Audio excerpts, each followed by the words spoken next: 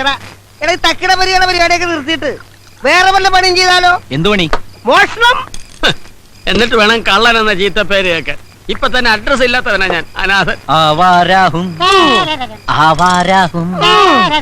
നിർത്തണം. ശരിയാ, ആവാരാഹും. ഞാൻ അനാഥനാ. ഞാൻ പലപ്പോഴും പറഞ്ഞിട്ടുണ്ട് നിന്നോട് ആശ കേക്ക് ആവാരാഹും പാടുന്നത്. കണ്ടില്ലടാ, ആശ കരയുന്നത് കണ്ടില്ലടാ. ഞാൻ വെറുതെ പാടിയതാ. ദൈവമേ, അപ്പൊ കാശേന്ന് ബുക്ക് ചെയ്ത് പാടിയിരുന്നെങ്കിലാ. എടാ, നിങ്ങൾക്കറിയോ, ഈ തെരുവിൽ ഒറ്റയ്ക്ക് വളർന്ന് എനിക്ക് ചോദിക്കാനും പറയാനും ആരുമില്ലായിരുന്നു. അങ്ങനെയാണ് ഞാൻ അനാഥനായത്. ആശാന് ഞാനില്ലേ? നീ മാത്രമല്ല, ആശാന് ഞാനും ഇല്ലേ? നിങ്ങൾ മാത്രമല്ല, ഞാനും ഇല്ലേ?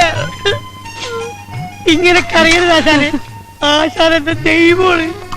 ഞങ്ങളുടെ എന്റെ എന്ത് ചോദിക്കാനും പറയാനും ഞങ്ങളില്ലേ? ആശാൻ എന്റെ കാര്യം ഒന്ന് ഓർത്തു നോക്കി. പാവം പെരറിഞ്ഞിരിക്കണ എന്റെ അച്ഛൻ എന്നെ ഗൾഫിൽ അയക്കാൻ പറ്റുന്ന കാശ് കള്ളനടിച്ചോട്ട് പോയി. എന്നിട്ടും ആ കടം വീട്ടാൻ വേണ്ടി ഇന്നും ആശാന്റെ പുറകെ ഈ ചാണകക്കൂട്ടം ചുമ ഞാൻ നടക്കണില്ലേ? നടക്കണ്ട അവിടെ